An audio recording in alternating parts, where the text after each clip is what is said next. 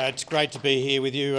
It's not my first time with the CBN, but I recall the first time I went, which was actually at Parliament House, and I walked away from that day and I went, wow, the fact that you could walk into a room and there's already an established level of trust because people turned up with the same values. And that was powerful for me, super powerful. In the conversation I had with Alan in getting ready for today, he said, well, you can tell stuff about the Navy, you can tell stuff about your personal testimony, you can tell stuff about Convene and what you're doing there. And I thought, well, I could do all three. So that's my plan. So I want to take you on board HMAS Torrens. We're off the east coast of Australia, 30 miles off Jervis Bay. It's a dark night, a gentle sea, the moon hasn't yet risen.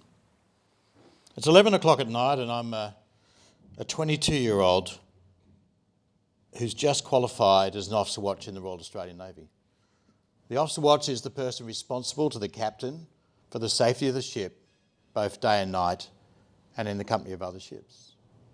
250 men on board that ship, and in those days it was all men. We're conducting what they call a 9-encounter exercise, two opposing forces, 60 miles apart. It's a bit like hide and seek, where you're both hiding and you're both seeking. Navigation lights are off, the radars are off, and the only means of detecting our mythical enemy is through visual detection, hearing them, or detecting an emission from that other ship, i.e. radar or communications. I'm not alone. And in fact, I'm supervising a peer of mine. We'll call him John, because that wasn't his name. John, for all intensive purposes, is like an L-plate driver. You're supervising him, yet I've only just got my P-plates. So there's a level of, as you can imagine, a 22 supervising a fellow colleague. And the night's going well. We're not actually expecting to see this mythical enemy for at least another couple of hours. We're not the only people on the bridge. There's the helmsman at the helm steering the ship, supervised by the quartermaster. Signalmen who are there for visual communications. And then you've got the lookouts. Key factor in terms of this activity. I was actually at the back of the bridge of the chart table and making sure we're navigationally safe. And I'm also updating the ship's log because I'm not expecting anything to happen. You ever had that moment of gut instinct, intuition, where you felt like you needed to look up, pay attention to the nudge? And as a Christian, don't we do that? I look back on that situation and I felt like the hand of God was on me because at that moment I looked up and at 30 degrees on the port bow is the ship we're not expecting to see for at least another couple of hours. I assessed the situation and determined that there was actually a risk of collision. The contact of this ship is only at 4 or 5 miles and we're on a collision course. I report the contact to John, who stands there, freezes. He has to take the action. He needs to give the orders to turn away to make it safe. Yet he stands there and you can feel the tension on the bridge. It feels like minutes, it's just seconds. You can feel the ship's crew willing him to do what he needs to do. As the officer watch at the back, actually I have no choice but to step in. I let everybody know. That I have the ship. I have the ship starboard 30 revolutions 184. The ship turns hard to starboard. We sound one short blast, switch on navigation lights. That night, disaster was averted. The other ship turns away also. The next thing I have to do, of course, is call the captain. You ever had to call the boss and say, this just happened? And you have this sense of, did I do everything that I was meant to? So I call the captain, he comes to the bridge and he's there within a couple of minutes. He's a seasoned mariner, he's actually served in Vietnam, and this is his second command. As a 22-year-old, I'm wondering whether my career still has one. I'm not sure what his reaction's going to be in that particular set of circumstances. And as I stand there waiting for him to assess the situation, I'm wondering, have I done everything I was meant to? Did I do all of the things? Should I have let John go a little bit longer? But he walks up to me and he says, "Martin, is the ship safe?" And I said, "Yes, sir, the ship is safe." That night I learned a lot about choices and responsibility. And in that moment there was no doubt in my mind that I actually had no choice. The team was well trained and I stepped in and did what I needed to. And I had no choice but to take on the responsibility that had been given to me. Just 2 months prior, he'd given me that qualification. QF72, 7th of October, 2008. Some of you may know the story. QF72 was the flight that runs from Singapore to Perth. And on that particular day, it was under the command of a ex-US Navy captain. And his first officer was a friend of mine, also ex-Navy, a guy named Peter. Just over the Indian Ocean, off the coast of Western Australia, the aircraft suddenly does a deep dive under automatic pilot. It then flicks back up again and goes through a range of about 5,000 to 6,000 feet. Those not strapped in are thrown to the ceiling and then to the deck in that aircraft. My friend Peter was actually not in the cockpit at that time. He was actually out in the upper deck, in the business class area, getting himself a cup of coffee. And he reports to me that actually there was complete bedlam. Eventually he gets back into the cockpit and the captain takes control of the aircraft and takes over a situation that potentially could have been death for all of those people on board that aircraft. And effectively they land at Learmonth. And for me, it's another story of there is no choice but to take responsibility, to use all of the skills that you have to take charge of that particular chaotic situation.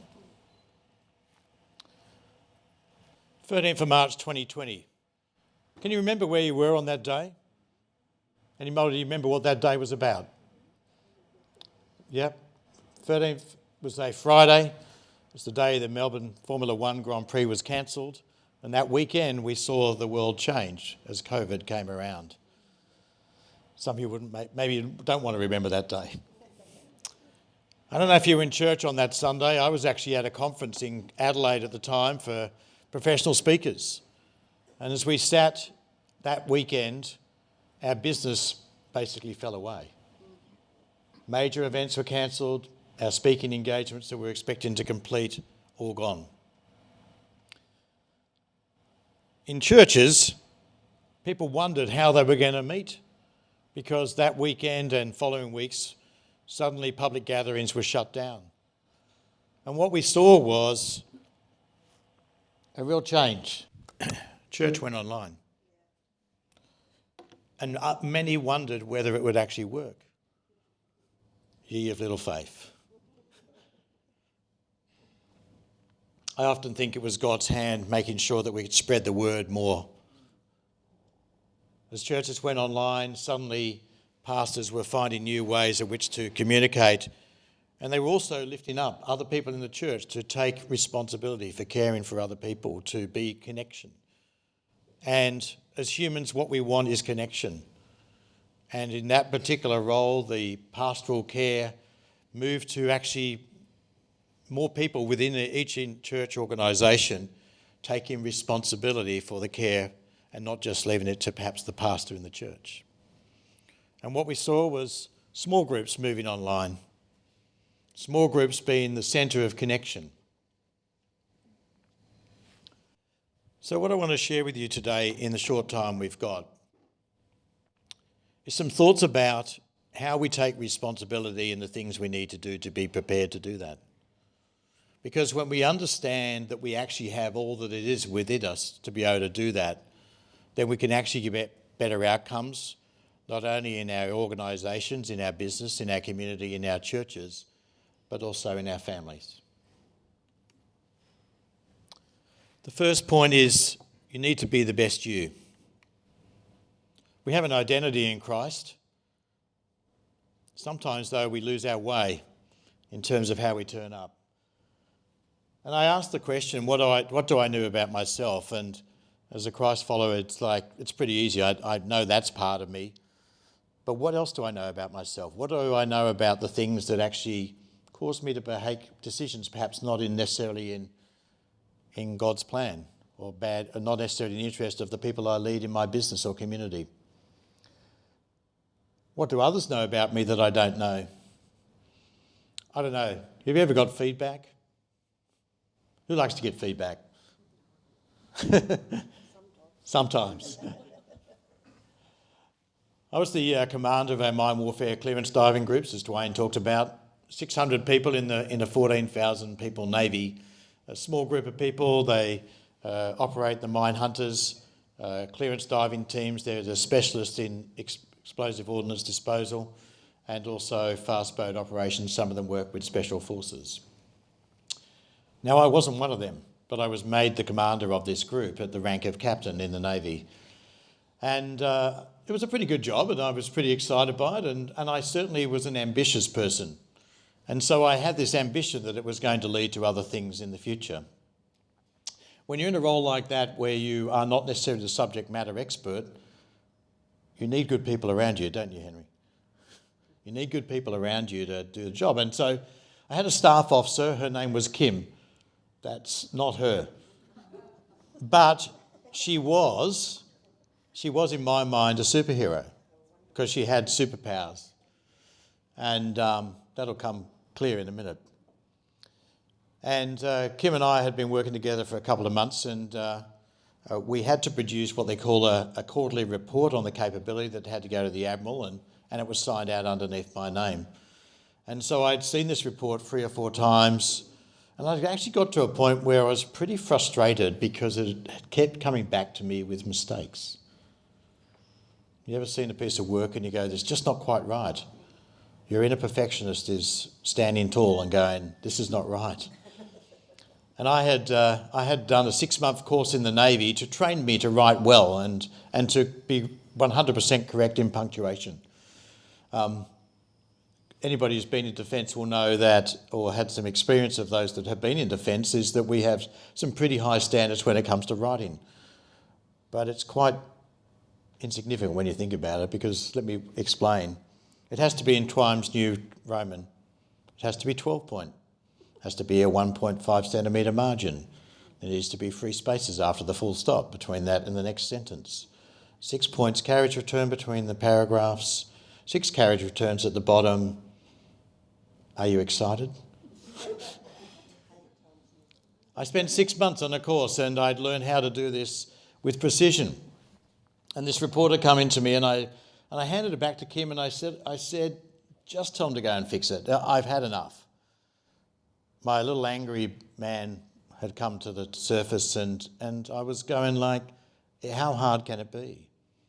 And her response immediately was, aye, Captain Red Pen. Let me say that again, aye, Captain Red Pen. Like, that's not my name. I thought my name was Sir. She goes, you think you're having a positive impact on people, but all they are calling you is Captain Red Pen, because all they get from you is red pen. And in that moment, I realised there are a couple of choices. You're either paying attention to what that person's giving you as feedback, or you sack them. So I sacked Kim. I didn't really. I realised in that moment, though, that I was not being the person I needed to be. I was not being the man I needed to be in that particular circumstances. And I went to the Monday morning meeting. We got the report out. I got the Monday morning meeting, came round, and I got people together, and they were at a long table, and I said, look, before we start, I need to share something with you. I understand I have another name, Captain Red Pen. And people looked sideways going like, who told him? And I said, that's actually not the man I want to be, and I need to make some corrective action immediately around that. And so I said, The next time the report comes in, I'm going to look at it once. I'm going to spend the time looking at it, and I'm going to invite you to come and have a conversation about it. And if there are corrections to be made, then we'll make those corrections. And the next time the report comes back to me, I'm just going to sign it out. I'm not going to review it. I'm going to trust you guys to bring it back in the state that it needs to be in. It wasn't immediate, but it changed the way in which people played and people worked, because I was trusting them. What are we doing enough? Are we doing enough to trust people in our workplaces? Because when we try to over-control things, then they feel like we don't trust them. Patrick Lencioni, some of you would be familiar with his work, talks about the first dysfunction of a team is a lack of trust. If we don't have trust, there's nothing else that we can do. And for those that are involved in community organisations, how important is trust in your world? Second thing I think you need to do is create culture. Connection. I had the privilege of being on that ship twice. That's the HMAS Brisbane, the previous one. Anybody who's a diver will know that ship is now over dive wreck off Mooloolaba. Other parts are at the War Memorial. I joined that ship when it came back from the Middle East after the first Gulf War, and I realised that actually I was just not floating the sailor's boat when it came to where we were going and the direction. And I realised that I needed to establish better connection. I actually heard John Maxwell speak, and he shared that quote. Some of you will know John Maxwell, prolific writer of leadership books and great speaker, author. And he shared that quote with me, and I realised that actually I needed to connect with these guys, because nobody cares how much you know until they know how much you care. And it goes back to that point of trust and about connection. And again, as I learnt that lesson and started to connect with these sailors who had been to war and faced their own mortality, they didn't need somebody necessarily giving them their big vision or their expectations. What they needed was somebody who connected with them, that understood their situation. And they had just come back, and I realised that I needed to have more conversations about what that was like. Where could they help get us back up to speed in this peacetime world that we'd come back to? And so, again, not immediately, but over time it changed, and people started to give discretionary effort. And I invited young sailors to give me feedback. I was newly qualified as a warfare officer, how to fight the ship. I was well qualified, but I needed actually other people to get the job done. And again, it came from that connection. We need to communicate. Command of amphibious ship in the Solomon Islands, in fact, and back in 2003, we were there, a part of the Ramsey mission. 2 helicopters on that ship, plus 2 landing craft, and we were there for 3.5 months, not knowing when we were going home. It's a bit like COVID, to be honest. Not knowing when the borders were going to be open. And so I realised that I needed to find a better way to communicate. Only so many times you can get everybody together like that in one room. And of course, nobody wants to ask a question in that environment. Nobody's going to say what they really think. So it's really a one-way communications. And I realised that I needed another way of doing that. And so what I did is I actually set it up so that I would actually be on television inside the ship. And so people could call through with their questions, and the executive officer, second in command, would filter them to make sure I didn't get any curly questions. Like, what have you done with your hair? Can we have another beer? Things like that. And not knowing when we were going home was a real challenge. When there's uncertainty and ambiguity about what the future is, people look to the leader. They want to know that you know, or at least you've got their back. And so what I realised is that I needed to be able to communicate that. I was literally in the same boat. I didn't know when I was going home. And so I advocated for that, but it was also about coming back to them and updating them with whatever I knew. When we finally got the word that we were going home, you could hear the roar go around the ship. And I was doing one of these video calls. It was a bit like Q&A on the ABC, so, not knowing where the next question was coming from. There was a studio audience, though, as well. So sailors were in the mess decks watching, but there was also a studio audience. Nobody really ever came to the studio audience. It was too far to get up to where that was. But one person did, and it was the chief cook. And he was responsible for catering. Can you imagine that? Catering for 250 people, 4 meals a day. And then when you have the army on board, it's at least another 600 to 700. And the sallyman as well. And so I thought, well, I'll see if there are any more questions. We've just got the good news. And the chief cook's in the front row and he says, "Sir, I've got a question." I'm thinking, there's no filter here. He could ask anything. His nickname was Curly. I'm thinking there's a Curly question coming in. And he says, "Sir, look, when you get up in the morning and you put on your socks and boots, do you put them on sock, boot, or sock, boot? Now, who's sock, boot? Who's sock, boot? Yeah, it's always less people with that one. Anybody boot, sock? I don't recommend trying that. I have to say I think about it every morning. Sadly, Curly has passed, but that was an impression on me 22 years ago that I have not forgotten. I remember every day, and that's the impact sometimes, not of a leader within an organisation, is the impact. I found out later he asked new sailors that question as they lined up to get their meals. Now, it was a bit of fun, but it would establish a level of connection. It made them laugh at themselves. The other thing is calibrate. The stands you walk past, the stands you accept. It doesn't matter whether you're a Christian business owner or in the secular world. In my mind, leadership is about this. You set the standard, and when it's not right, you need to calibrate it. I'm happy to come back and talk about that a little bit later. The third point, I think, is that as leaders in business, community, in our families, sometimes we've got to fight through. COVID is a good example of that. When I was the captain of that amphibious ship, we were assigned to go to the Middle East, in fact, and with what's going on there right now, I have nothing else but prayer and hope that we come to a peaceful conclusion there.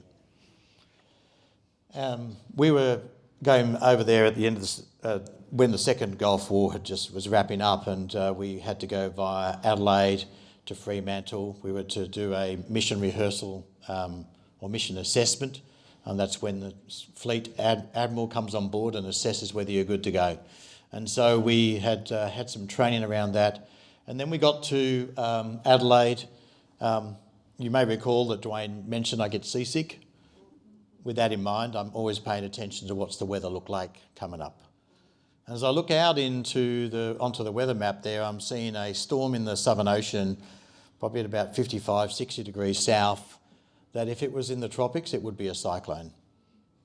And a low pressure system there, whipping up some winds. And the following morning at 2 o'clock, I feel like this big shudder as the ship hits another wave. I call through to the officer watch on the bridge and ask what's going on. They say that there's nothing, or they would describe it as a perfect storm. The winds are now 100 miles an hour and the seas are rising. I order them to slow down, and the following morning this is what we experienced.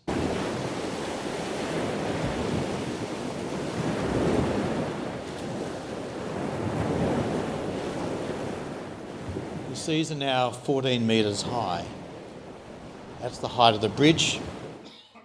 For the builders in the room, I'm going to guess about a 5-storey building-ish. And so in that picture, what you can see is the water on the forward deck of the ship. That wave line, just as the wind and wave is curling back on top over that bridge, the bow there, that's actually the top of the next wave. You can't actually see the bottom of the next one. And so we need to take some action. There's no choice here but to take responsibility. There's no choice here but to put all of our skills into practice. And so as the captain of a ship, I don't necessarily have all the expertise, and I want to make sure that I've got the experts around me. I'm happy to take some time to make a decision to get that expertise in the room. I get the engineer who's responsible for the engineering plant, and also the hull integrity. I also get the executive officers, the second in command, and the navigator.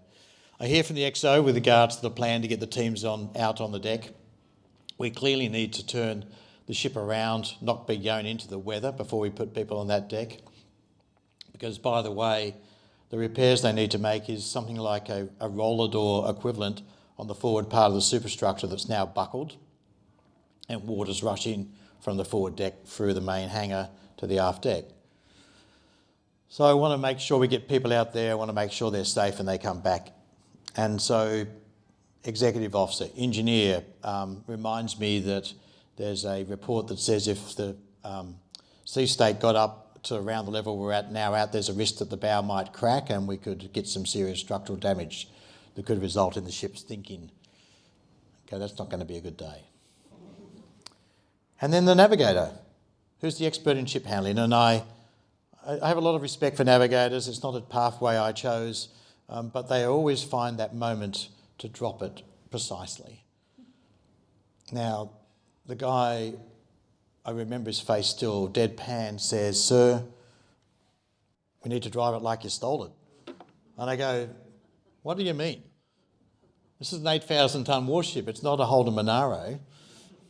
He says, "Well, it's a bit like doing a handbrake turn." I said, "That doesn't make sense to me. So explain it to me." And he says, "Well, we've got to find the flattest wave, and then we need to accelerate on the inboard engine, and then kind of put the brake on and turn the rudder over, and that will have a slide around the corner on top of this wave." And I go, "Okay, having trouble visualising that, but I trust you." And so he takes the helm, or not the helm, but gives the orders, and we get to the top of that flattest wave, and we literally turn on a dime as the bow swings around and the stern slides around on the top of the wave. The challenging thing now is that we've got 9 knots rung on the engine, so 9 miles an hour, but we're actually making 16 over the ground. If you're a surfer, you know what I'm talking about. This is actually an 8,000-tonne surfboard, because the water is propelling the ship and pushing it through the water. For the surfers amongst you, it was a gnarly wave and a little bit scary. We complete the repairs and we turn around. Leadership is a choice in every day, and we need to find a way to create trust every day. My career started in the Navy. It was at 15, although I do tell people it was at 5. And my own personal testimony would be this, is that I came to know Christ at the age of 15, made a decision. And that was the case, and I was walking close alongside for at least 5, 6, 7 years. But then there was a point where I drifted off the path. And it wasn't until a couple of years ago, and I won't share the whole story because we don't actually have that time, but I realised that I actually needed to face the man in the mirror, because I had become, again, a man that I didn't want to be. And I went away and did some work. I went through an organisation called the Crucible Project.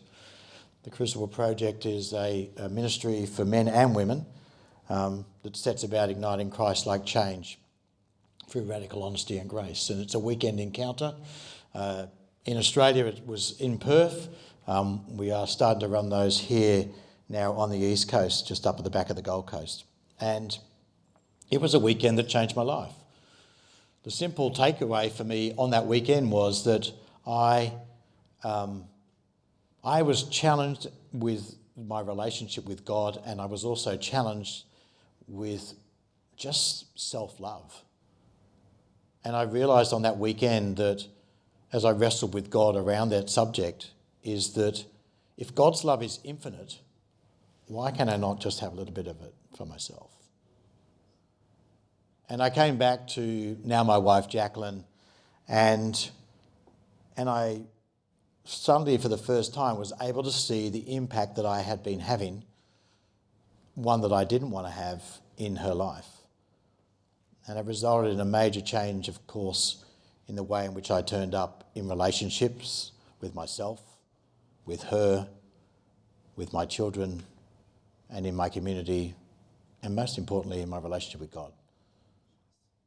And so I think God's hand was on me that day and that weekend, because that led me to Convene, which is an organisation that's been running out of the US for 29 years.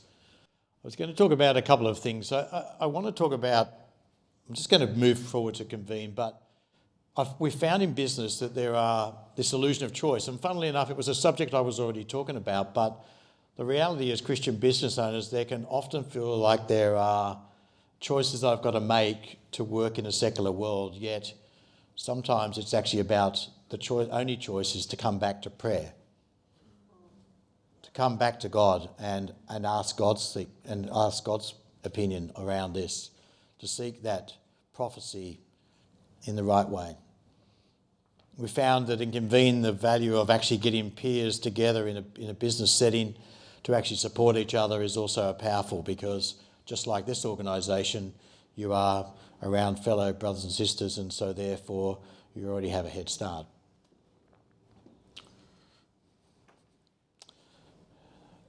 I wanted to also talk about AI. How many people are using AI in some shape or form, ChatGPT, etc.? Yeah, about half the room. The image that I found when I went looking was this one, and it concerned me, and that's why I put it up, because it's got a brain, but actually, while it's an artificial intelligence, it's not a human brain. The AI that you might be using has been programmed by people, and you have no idea who they are. And AI and the use of it may or may not be in your interest, because there are certain things that AI can't do. It really can't lead people with empathy, connection, and grace. And so if we're going to use it in our business, we need to be discerning about that. The other last part of which we are focused on in Convene is helping business owners align their parallel priorities. Life is about faith, love, family, business, but often we can feel like there are choices that we have to make in that. But the reality is, in my mind, we actually know the choice that we need to make. We need to put God at the centre and step into faith and lead. Happy to talk about Convene in more detail. My wife Jacqueline and I have an arrangement with Convene in the US now to launch this in Australia. We are in the early stages of that. We're in pre-launch, launching in August, and the QR code will lead you to a form and it's on the tables as well, will lead you to a place where you can just record a level of interest and to I guess, help us, support us on that journey. There are many varied ways in which you could become involved, but I will leave it at that. And ladies and gentlemen, thank you so much for having me as your guest.